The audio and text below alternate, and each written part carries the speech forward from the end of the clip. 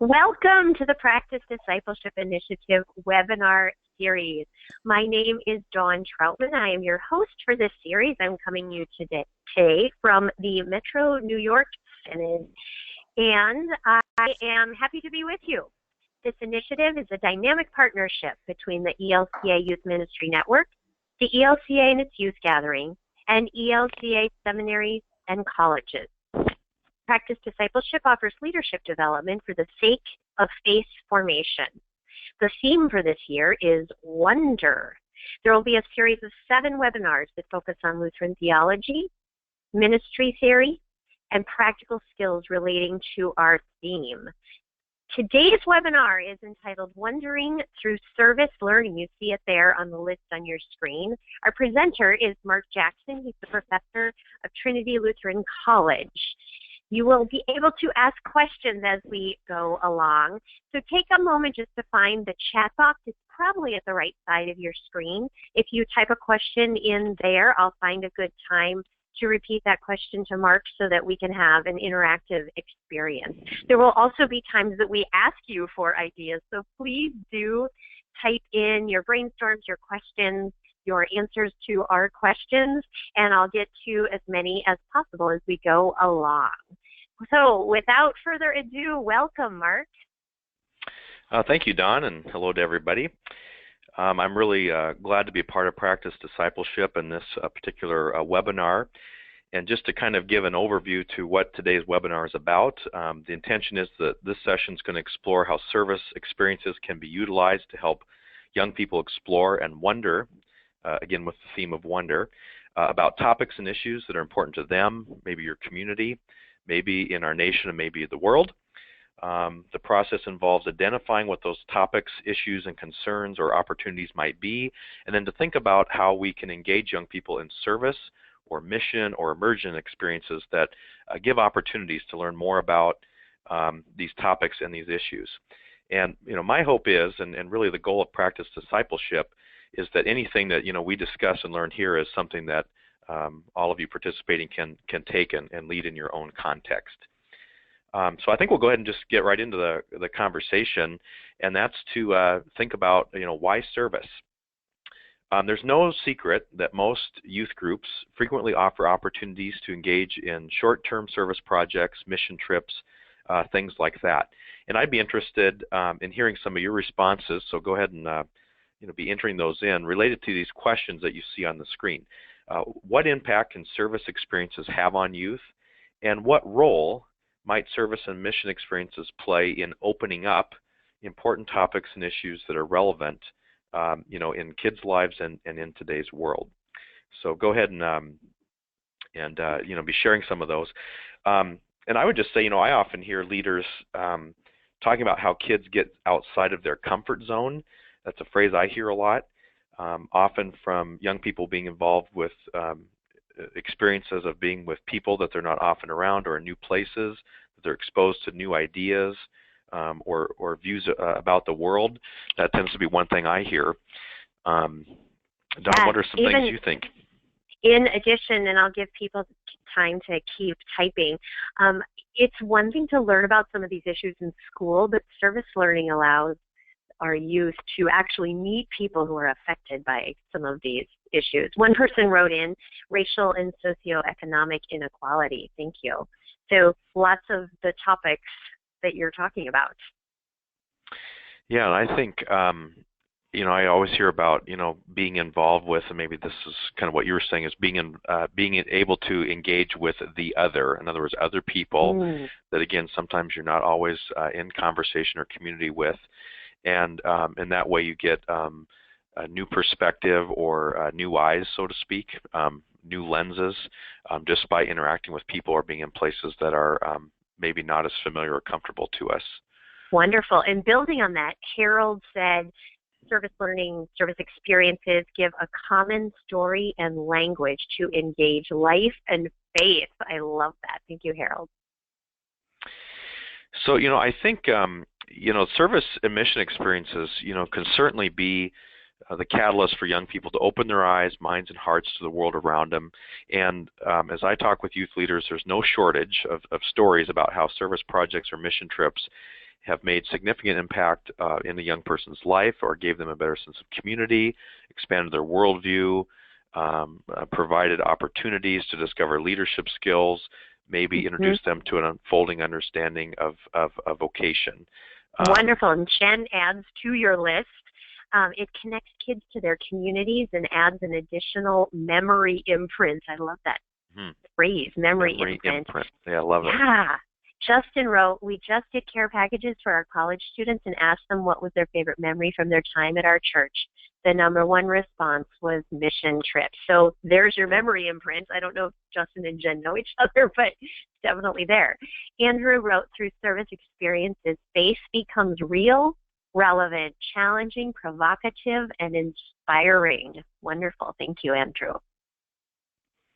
So go ahead, Martin. If there's others rolling in, I'll catch up. Oh, here's one more from Justin, and then I'll throw it back to you. Justin wrote, through service experiences, faith becomes real. Oh, that was him again. Getting them out of their comfort zone. Sorry, my eye popped around there. So all of these things, thank you all for jumping in, and there will be many more opportunities to jump into the conversation. So yeah, I think there's, again, as we're hearing, is that there's no shortage of again, these stories where young people have been introduced, to something that's significant and meaningful for their lives. I would say, however, that my observation has been that sometimes these experiences happen, but not necessarily intended, as we as leaders often get wrapped up in logistical details, paperwork, fundraising, and we don't always have adequate time to think about how we prepare young people or reflect with the groups, which is really where there's the opportunity to bring about some of these rich aha learning moments, as I call them, the aha moments. And I would say, too, that another criticism of youth service and mission experiences is that they're designed to benefit youth more than those that we serve with and among, such as it's for completing service requirements we have for confirmation or high school graduation. It looks good on a college application or for scholarships, or simply because we think kids will have a great life-transforming experience. I've also seen youth groups will choose global mission trips based on a warm, sunny climate, or that they can visit a beach or a theme park afterwards.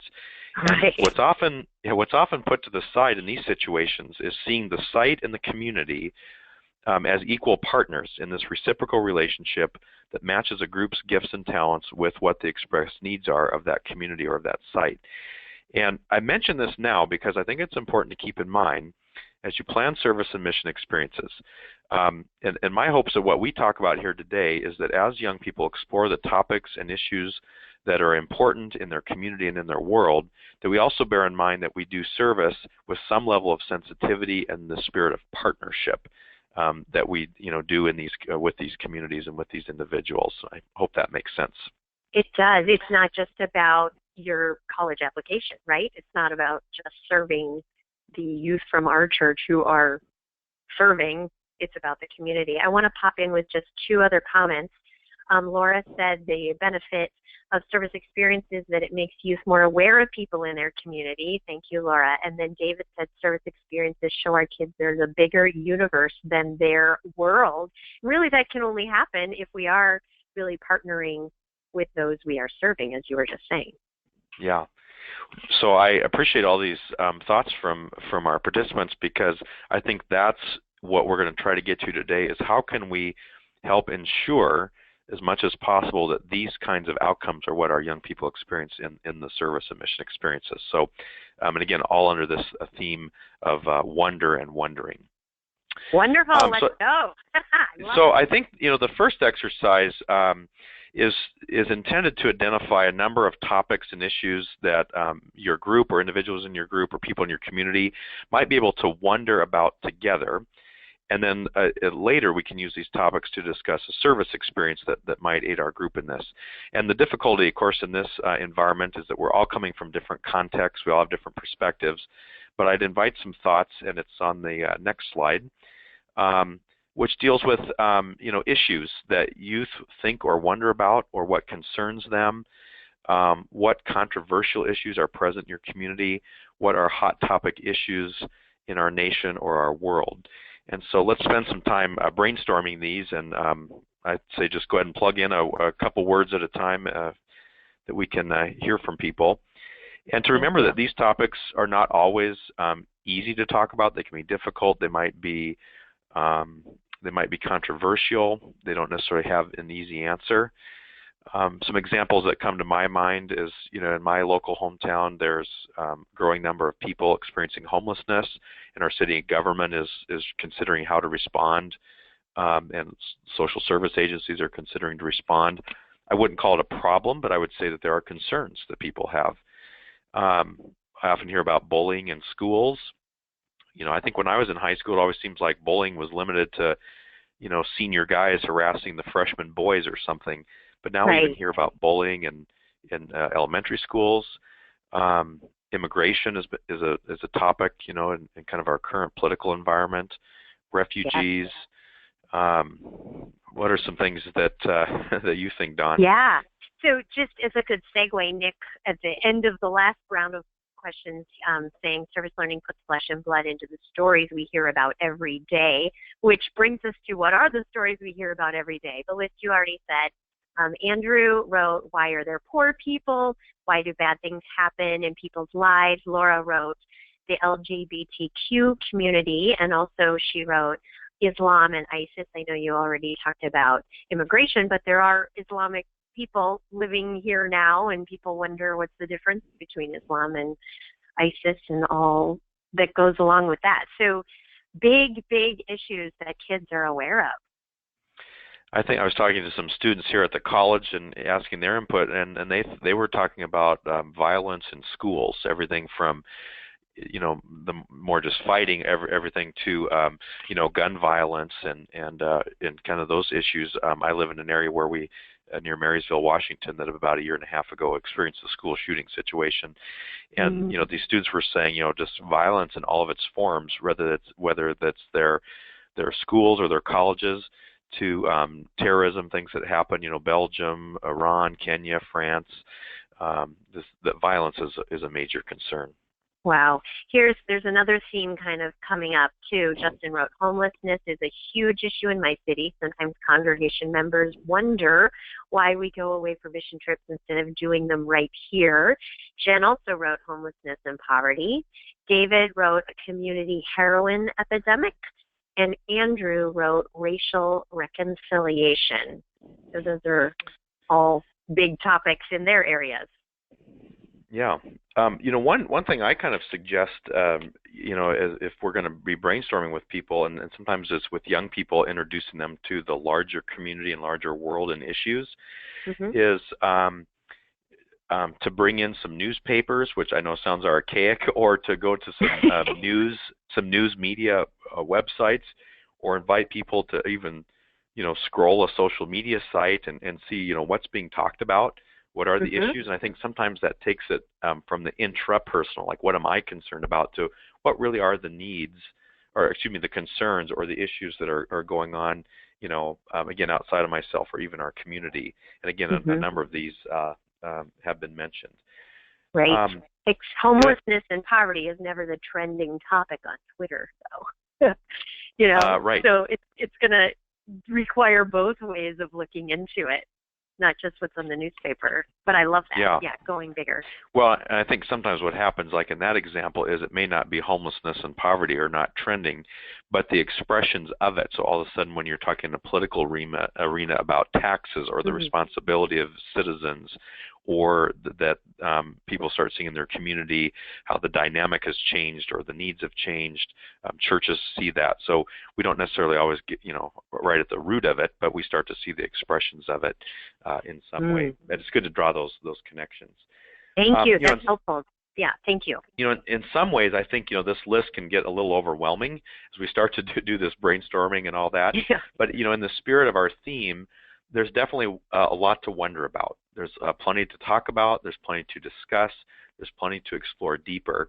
And again, a lot of these topics, I think, as we're hearing, are incredibly complex, and there's not easy remedies. There's not easy solutions. And I think we need to remind ourselves that that's okay. Sometimes I feel that we dodge complex issues with youth, or we feel that a Christian faith perspective has to have a clear answer to everything. We have to say, well, the Bible clearly says this, as and just kind of like put that to rest now. Right. But I think of teens, and developmentally speaking, they're moving from concrete to abstract thinking and facing these complex issues. And I think particularly in the midst of a community, and even more so a faith community, is we have this really rich opportunity to engage young people in exploring these topics and issues. And in a Christian faith environment, I think there's a rich learning opportunity there. Wonderful. Laura added to the list immigration. It's the main issue facing the homeless population in her area of New Mexico. So yes, as you were saying, all of these topics start to intertwine. So I think what we'll do now is we'll kind of go into this, from this exercise is to identify, an issue that we can have continued conversation about, and to dig a bit deeper. And to do this for the sake of this webinar, again, we all come from different contexts and perspectives.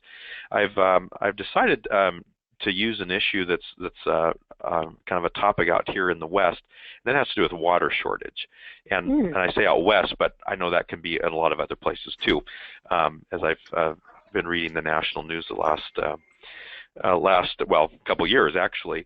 And so the first thing we do, and if we go to the next slide, is to start to dig deeper into this by first talking about what this topic is, and just getting into a little bit more. So what's the issue, what's the problem, or what's the question, who does it involve, who has a stake, who's affected.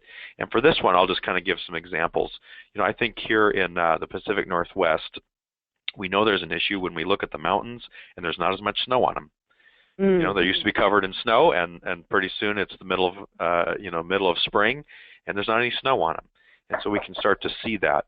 We start to hear from the local public utility companies to start reducing water shortage, or that there are, I know in different places there are actually restrictions on who can water and when.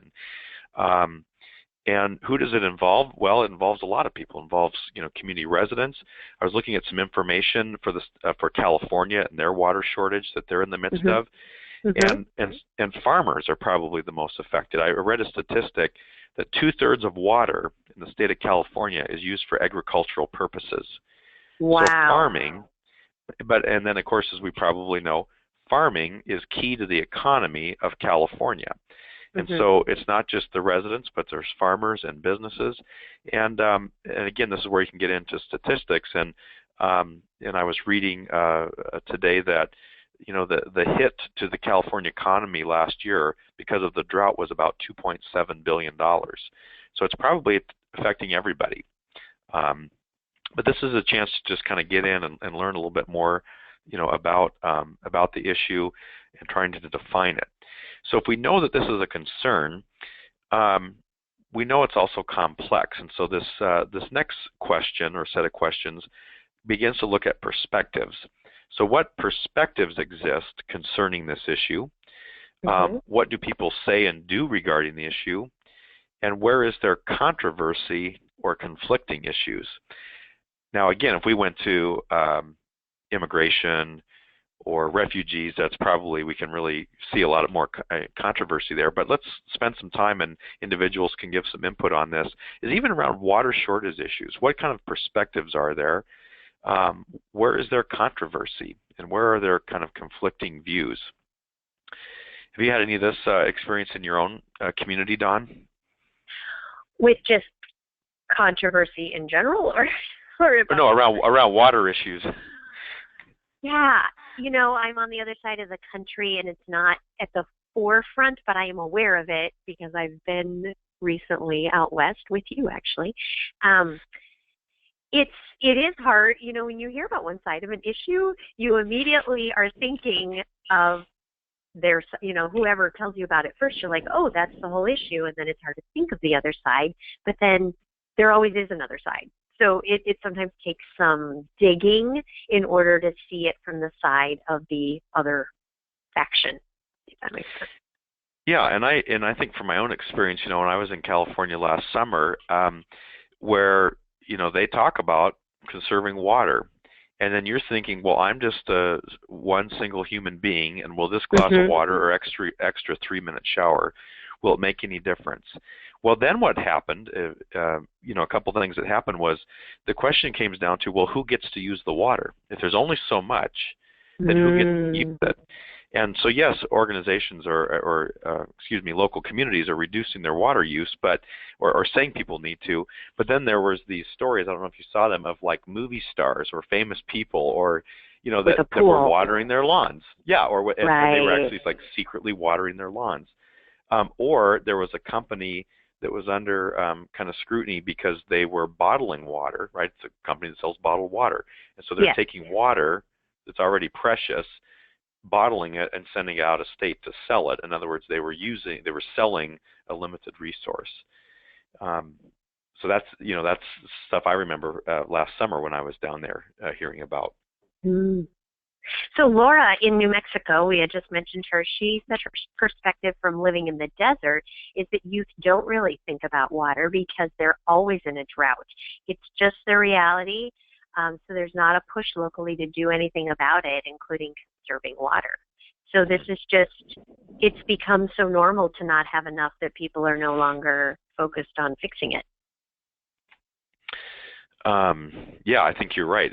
Sometimes we just kind of live in it. Maybe that's where we need to hear these different perspectives or see, different opinions or attitudes about it.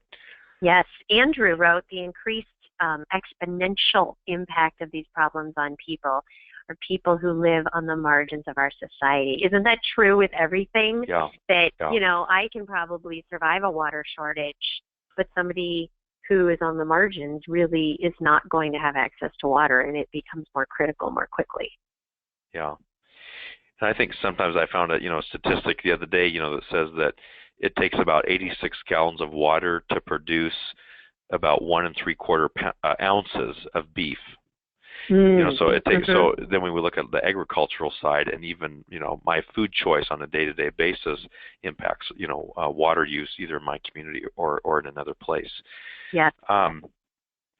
So this exercise really again with in our groups is to really kind of get at what are these different perspectives, and where are there different attitudes and opinions, where do people disagree or don't see eye to eye. And I think it's okay to bring in as much of those as possible, again, to allow us to kind of dig and play and wonder about these topics. But then we ultimately have an opportunity to do something about it, to learn and to act. And so we'll kind of move ahead here, and that's to think about how a service or mission experience can open up, this particular issue.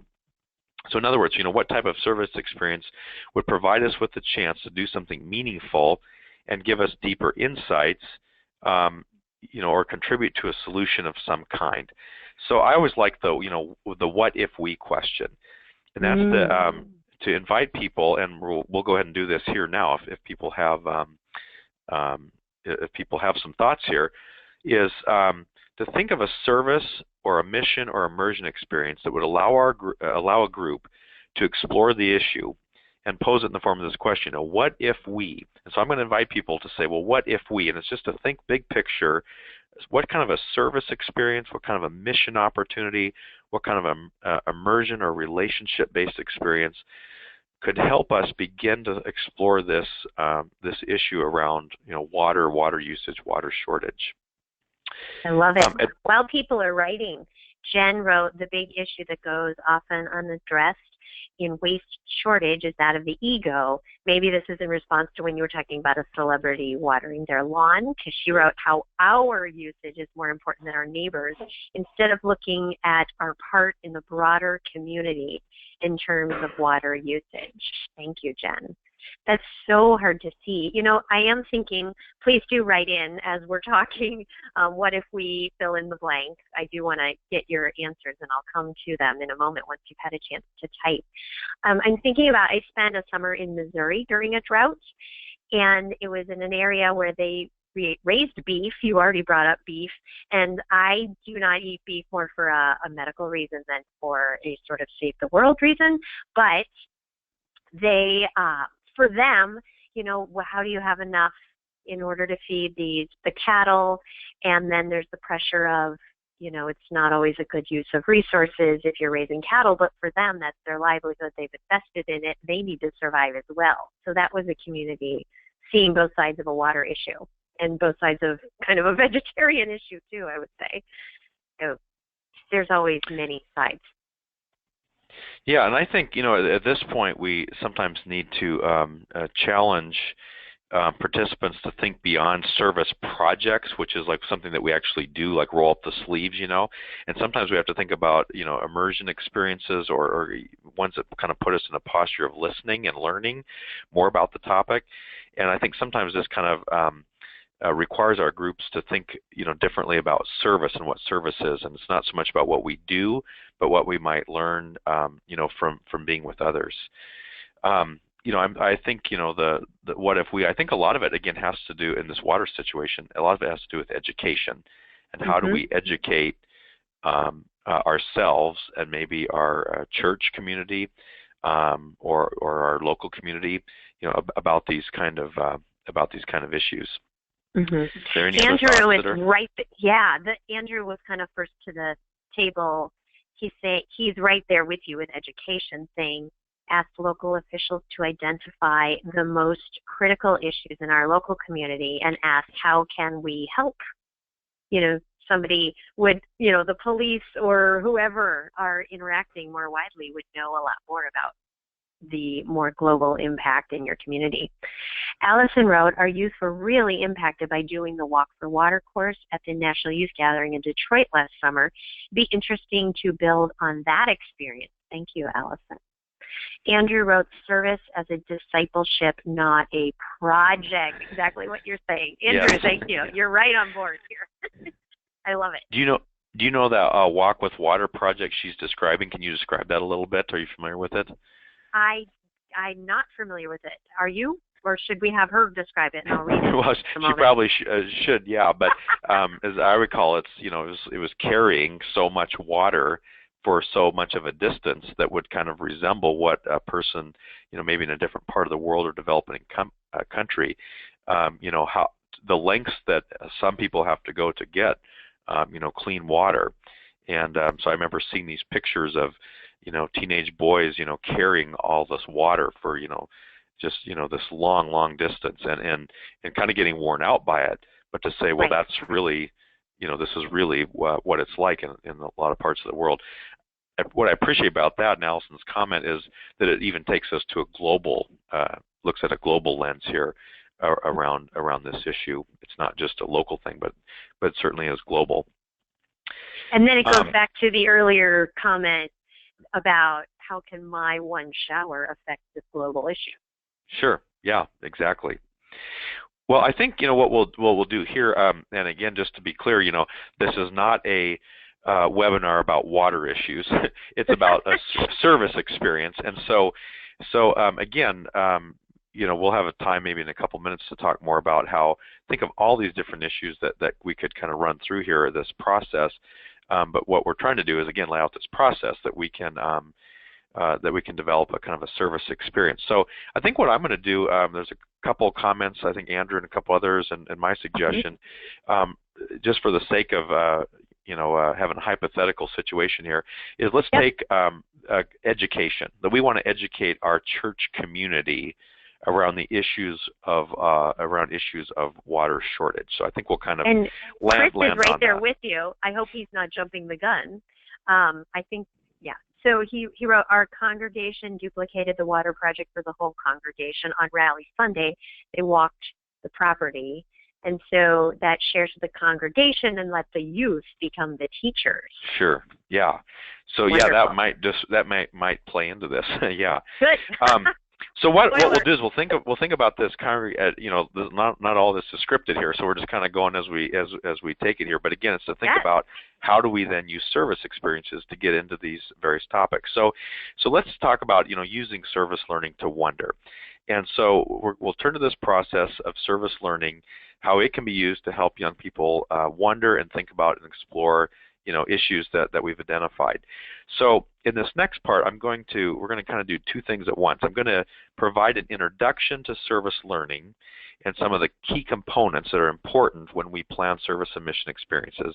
And then we'll see if we can dialogue a bit as to how we might use those elements in designing a service experience, again, using our kind of congregation education around water shortage issues. But first, to introduce the concept of service learning. Service learning is an intentional process that can bring deeper meaning and value to service and mission experiences.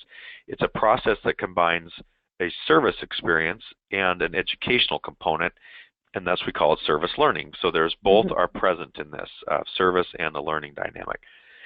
And to distinguish it from volunteering or community service, there's the distinction usually is that volunteering or community service are seen as one-time events, or they're limited in scope, and they don't necessarily have a lot of preparation or follow-up, where service learning is concerned with preparing well, debriefing the experience, and then sharing the experience that you've had with others. So that's why I really like this concept of service learning that I've worked on for quite a few years, is that it's different than just seeing community service as I went, I did it, I volunteered, and I'm done. But to really think about the critical elements of how do we prepare well for these experiences, how do we reflect and debrief them and make sure we do that well, and then how do we ultimately tell the story or share the experience with others. And I think this service learning process can open possibilities to wonder, explore, and wrestle with topics that are important to a group. So that's why I love having this connection as a part of our wonder theme. So there's three components of service learning that we'll kind of walk through here: the prepare well, debrief the experience, and tell the story. So first I'm going to kind of describe these steps. We can go to the next slide. And then go ahead, and people can be looking ahead at the questions and share any responses you have. And again, that's back on our kind of thinking of a education service experience related to water. So this first step is preparing well. So some things that we can do is first is to study the issue. So spend some time studying the issue or the topic to better understand what it is, to consider who's involved, who's affected, what kind of perspectives are out there. For this, I think we can use books and videos, online resources, guest speakers, facilitated conversation. And really the goal here as we study the issue, is to still keep it in a spirit of wonder and exploring, as opposed to let's immediately go to solving a problem or knowing the answer, having the right answer. So really the question is, how can we study and fully explore, this issue? Then I think we can listen to others. And this means that we need to listen to voices of those specifically affected or impacted by an issue. In other situations, that might be a homeless teen, a senior citizen, an agency worker, an elected official, who has a perspective, who has a voice. And this might come through an on-site orientation, with an organization, a pre-service gathering. And I think, if you don't have anybody that can come and speak directly with the group, then I think, these days you can find anything on YouTube. And, and it's a great exercise for a student leader is to, find some video clips that show, diversity of thoughts and opinions. But I really like it to be thoughts and opinions of individuals, people who are actually affected. I think you can see how that would be important. So much stronger. The story is so much stronger when it's in the first person. And then I think, to explore Scripture and to select a biblical passage or two that speak to the topic or the issue, to identify insights that emerge, to discuss perspectives that a Christian faith, from the perspective of Christian faith, what might be offered there that's helpful to the conversation. Sometimes it's challenging to the conversation. And again, I think when we introduce Christian faith perspectives, even in biblical passages, we have to keep the conversation in that spirit of wonder and discovery. And again, not just say like, well, as you can see here, the Bible clearly says this. But instead look at biblical passages or Christian faith perspectives that are meant to help inform us and kind of open us up and kind of contribute to a conversation. So these are things that we would be doing in service experiences to help us prepare well as we think about maybe applying this to a situation around water, community education. Let's get some thoughts of what people are saying of what we might actually do. Yeah, Jen said, another preparing question that is important to is what age group are we seeking to match to this project? A service learning project for high schoolers may not be appropriate as a service learning project for middle school age youth. Yes, thank you. Or elementary. I mean, whatever age. You do need to think through who the audience is before you even start preparing. Yeah, well, I think some of the things that we might do, and I think about the listen to others, is there's got to be some documentaries out there, and short ones at that talk with farmers, talk with individuals, to kind of get a sense of what are the perspectives, what are the concerns. Somebody earlier mentioned about people kind of at the margins of society, and I would wonder how could we hear those voices in a conversation about this? Yes, Justin also likes to ask the youth, what do you expect from this trip? I love that. Just get that out there so that everybody can be clear on what everyone's expecting. Yeah, I always think it's good to know what people are expecting before you actually get into it, which is always good too. Actually, by the way, you can always come back to that later in the debrief or reflection stage, actually, because you can say, well, what did you say before were your expectations, and then how did this experience meet those or not? And often what I find is that young people's expectations end up being lower than what they actually experience, if that makes sense later on. Yes. That connection. Andrew wrote, whose voices are most easily heard and whose voices are least easily heard? How do we adjust our hearing accordingly? Thank you, Andrew. On exploring Scripture, it'd be an interesting word study to find where water is mentioned in Scripture. I mean, it's all over. I mean, I think of the flood, Noah and the flood, the Red Sea. Well, actually, I'm starting to recite Luther's water prayer now that we often hear in baptism. Right. The Spirit moved over the waters, and then Noah and the flood. And so, and I think then of even in the Gospels where Jesus talks about living water, and the Samaritan woman at the well, and there's all this water imagery that we have. We could really do just a Bible study on water and the theme of water, which kind of gets that into our minds. It's starting to feel like the service learning could be almost the entire year of education. You could spend your whole year on water and be doing a summer project out of that, but really it lasted a whole year. Yeah. Well, I think, a lot of this too is sometimes it brings this preparation and stuff, it brings meaning to what we're doing because, let's say it's the walk for water idea that somebody brought, for Rally Day to their whole congregation, is then it's not just, again, this experience that's in a vacuum, but it's got this biblical, theological underpinning to it of what we see of water, what do we hear from voices of those that are affected, to really look at a big picture sense of, what is the issue, what's really kind of happening here. Yeah. Yeah, it brings it to another level. You can learn something, but then if you teach others, you're learning it at a whole deeper level. Yeah. Well, any other thoughts at all before we... Not right now. Let's move on so we get to all of the content. And those of you listening live, please do continue to jump in. I'm loving all these comments. Thank you. So we'll talk a little bit about debriefing, and this is a major piece of service learning, and I really think that, reflecting on a group's experience is really key to a successful service learning project. Again, if we want it to have some kind of meaningful, kind of learning component. And again, I would say reflection is probably what makes service learning different than just volunteering or community service, because there's that potential for learning that comes when we critically reflect on experience.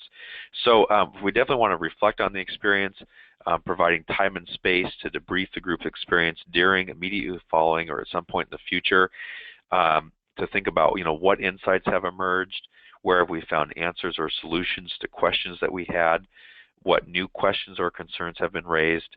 And to honor the diversity of learning styles, I like to use a variety of reflection methods, and the next slide has some listed there. But I think of things like journaling and group conversation, creative reflection, music, art, role plays.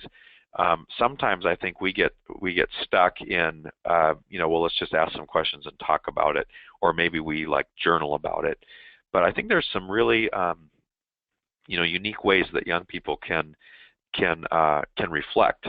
That again caters to a lot of different learning styles and really kind of gets into the meaning. And Dawn, you're kind of a creative person yourself, I know. You probably get excited about a list like this. I know. I'm like, ooh, a dance about water? What is that? Yeah. All of these well, things. Yeah. So if people have ideas, of what could you do to creatively reflect on a service experience related to water, let's go ahead and get some of those in, because I think that's fun to kind of brainstorm. What do we do? I would say, one example that I've always liked, somebody shared with me in a workshop once, is they like to write stories. Somebody who really loved the idea of writing stories, and what she suggested was writing a story from the perspective of a person that was affected by this issue. So if it's around immigration, you write a story from the perspective perhaps of the person that's directly affected. If it's refugee crisis, then perhaps you write a story from the perspective of a young girl who's a refugee that's going with her family. Now, you may not have all of the facts, but what it does is it gets you into the story, and it gets you to, it's about perspective taking, we would call that. And so that's one of the creative ones that I've seen. So, even in talking about water shortage, write a story from a perspective of a farmer or by somebody at the margins who's affected. Wonderful.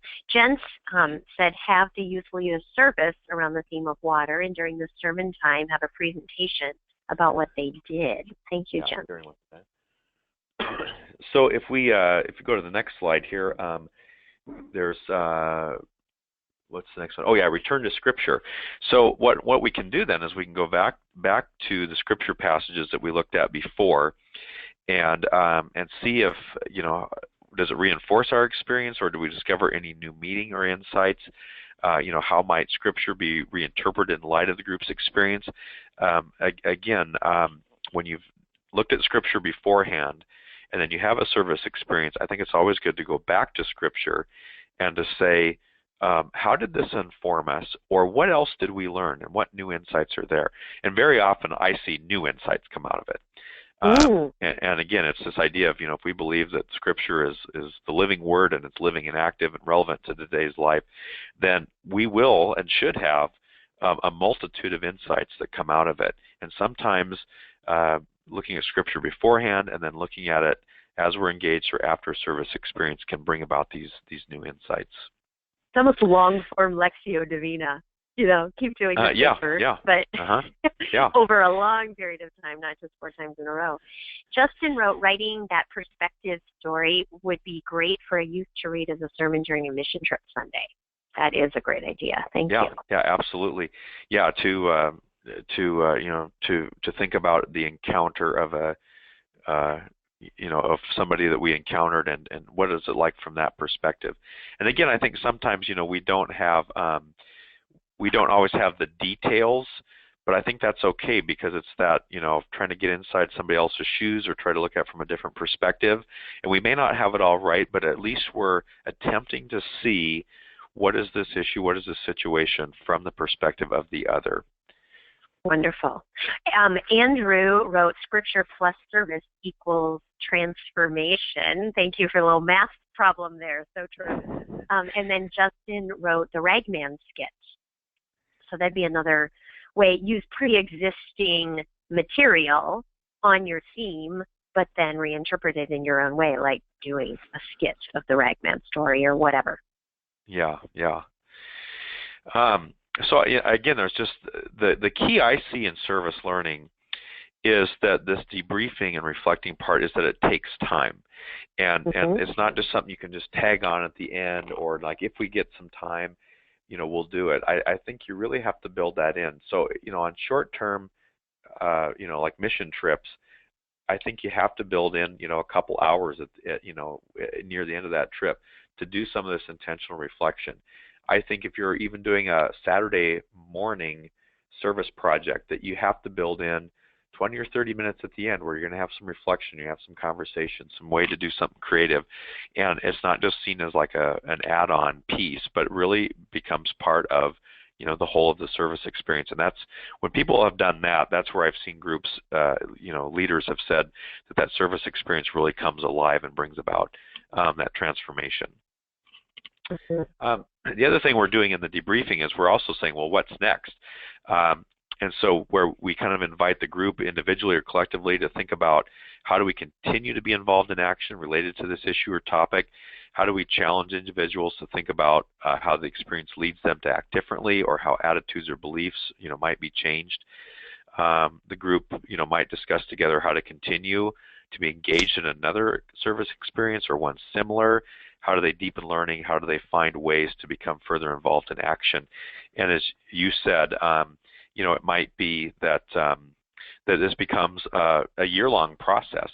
So we start exploring an issue, and we do something in service, and then we say, well, wait a minute, what's next? What did we learn that we can now take and maybe do a different experience of some kind? So I think that's what's really key, is asking this, are we just over and done with it, or is there something that we can continue to learn? Well, it sounds like you are talking about building in the sense that we don't go back to square one every year. We say, what did we learn, and where does that lead us, so that you're building on the last experience into the next experience. Yep, exactly. Okay. Well, let's go to this third step, which is telling the story. So, sharing the experience not only provides education and inspiration for others, but it actually continues the debriefing process. What I find is, when people tell their own story or their own experience, it essentially reinforces it for them. It's like that idea of, you only really know something well when you actually have to teach it, or when you have to tell it to somebody else, you really feel like you've got it for yourself. So telling one story reinforces the experience and it provides opportunities for continued insights and discoveries. And a couple things I think that are important for telling the story is first you have to craft the message. So what this would look like is you have a group, whether it's individually or collectively, determine what is the message or story that needs to be told in light of the service learning experience. You might describe the issue that was explored, discuss the perspectives that the group had prior to the experience and how that compared to after. What was the actual service or mission experience they engaged in? What were moments of challenge or discovery or even tension that people felt, or controversy? What were those insights gained from Scripture?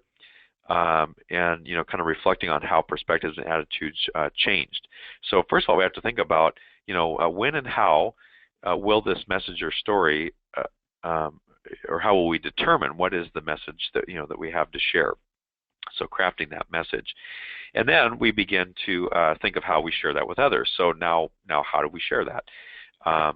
Thinking of you might lead a class or a workshop, host a forum or a panel, create a blog, share a skit or role play, maybe design an informational flyer of some kind, and all using the experience and the insights of group members, but finding ways to incorporate the work or insights from the reflection process earlier. And again, I think that this sharing can even be done in creative means, which I think a few people have already kind of suggested. So this telling the story piece is really, again, not just an add-on or a tag-on to, well, now we just go tell everybody what we did, but it's really digging into, what did we do, what did we learn, how did it affect us, and how do we craft a story or craft a message, and how do we share it with others? It's a lot. It is a lot. We have 10 minutes. Let's get to it. Oh, yeah. Well, and I think, that, and again, we won't probably go into it here with our water issue, but I think, again, as we would have learned stories and had these experiences and developed these stories, is there's just this incredible opportunity to share. And a lot of people have said, do skits. Do skits. Share it in a sermon. Yep. Somebody here is saying, submit stories to the church and newsletters. And really, it is just, get it out there, tell the story, and again, that can reinforce learning. Thank you.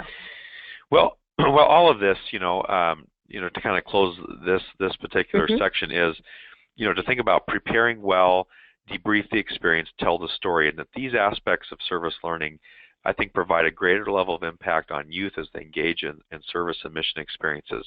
And I'm hopeful, that using this service learning process, and again, it's outlined on the next slide, that this becomes the tool for inviting young people into a sense of wonder, and especially related to topics or issues that are of concern to them or in our world. And again, just think of what we've been through here. We talked a little bit about using, water shortages as an example. But what about bullying? What about immigration? What about food or hunger issues, poverty issues in our community? Refugees. Again, this list that we initially brainstormed is to run this service learning process through with any one of those would, I think, just create some deep learning opportunities for our young people, but in a way that we don't just talk about it, but we're actually engaged also in some kind of an action of some way. So my hope is that this process gives meaning to and focuses our service experiences, and such that they're not just random, but they're very well intentioned. I do want to just say, and this is on the next slide here, is just a little bit of a caution about unresolved issues, and I think this makes sense, but I like to just say it out, is that it's important to remember, that there may not be an easy answer to every question, solution, topic, issue, that we come up with.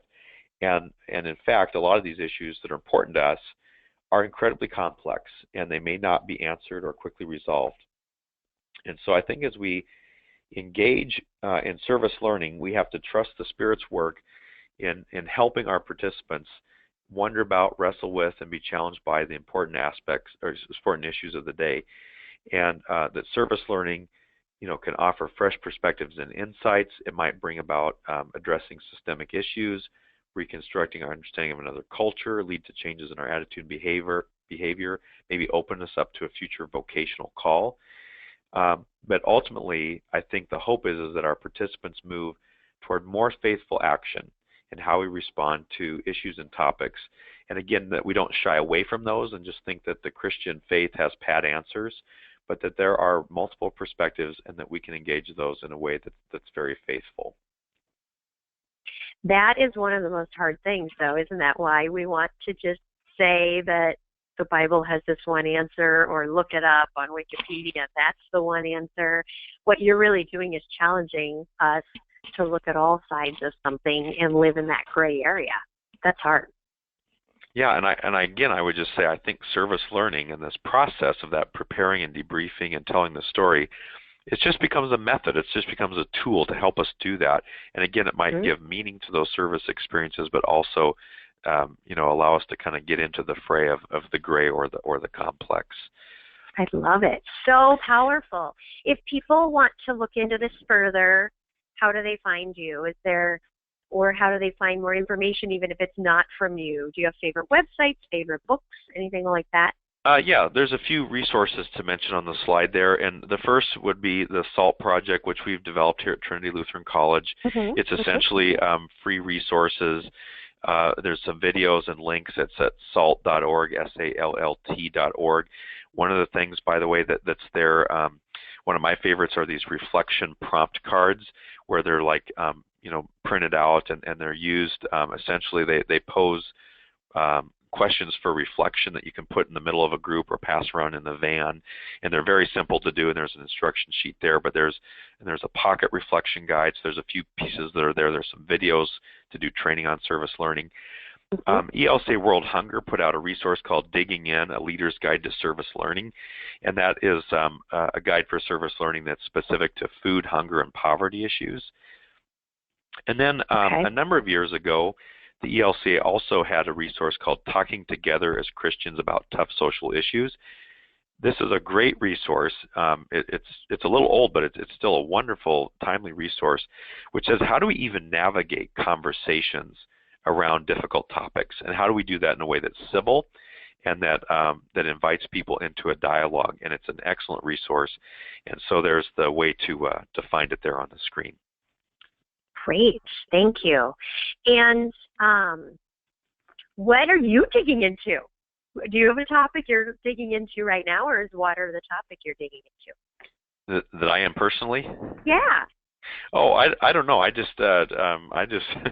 have anything particular that I'm getting into, but you know, I just think that I just love seeing the variety of options that can come, you know, from service learning to get at, again, as I've talked with students here and local leaders, you know, everything from food and hunger and homelessness to immigration issues that are prevalent here, you know, the violence in schools, things like that. So I kind of get excited about it all and see a lot of possibilities. Wonderful. I'm going to share a comment from Andrew, and I'm going to then give you the last word and then have a few housekeeping details. So Andrew said, excellent webinar. Thanks, Mark and Dawn. Well, thank you, Andrew.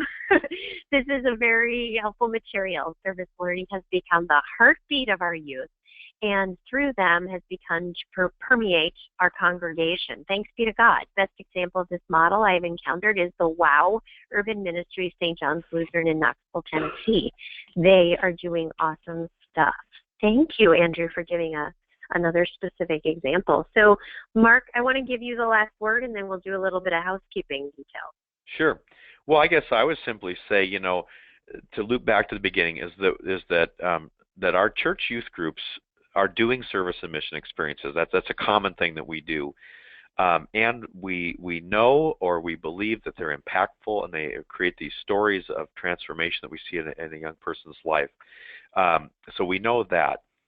I also think that the service learning process it's not rocket science. You know, we all know we need to prepare, and we all know we should probably debrief, you know, and debrief it better or well, and we all know we need to maybe tell the story. But what I just try to do is to say, let's be very intentional about that. So if we're going to do service experiences, let's do service experiences that are well-intended, well-organized, they're thoughtful, they have meaning, they have value. And then I would say, again, in the spirit or theme of wonder, that, you know, how can we take service experiences and let us wonder about and explore and dig deeper into these issues, these topics that are of concern to young people in their individual lives, in their school communities, in your church community, in your neighborhoods, you know, in our country, and maybe ultimately the world, these, you know, global concerns. And so I'm just excited that service experiences can have this focus and have this opportunity to allow young people to wonder and discover and explore. This is the perfect topic for wonder. Thank you so much for being with us today. Yes, thank you. Thank you. So just a few little announcements before we part ways for the month. This webinar, along with all the others in the series, is being recorded and will be archived on the Practice Discipleship website at practicediscipleship.org.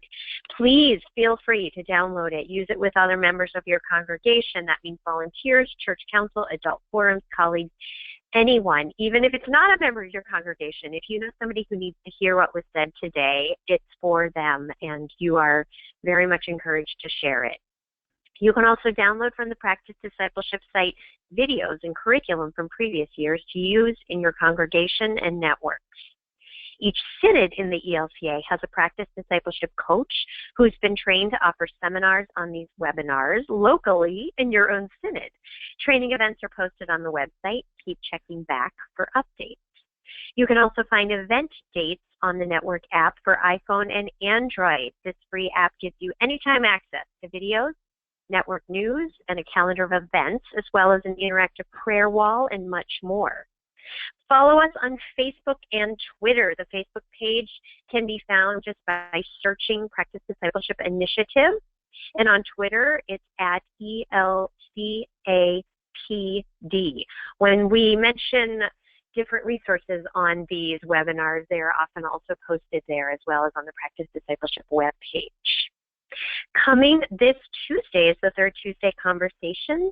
It's on wholehearted living with Sarah Ciavari, and I'm very sorry if I'm saying your last name wrong, Sarah. We will explore what it means to live authentically, act courageously, and be fully alive in a wholehearted life and ministry. Our next webinar is scheduled for Thursday, May 12 at 1 p.m. Central.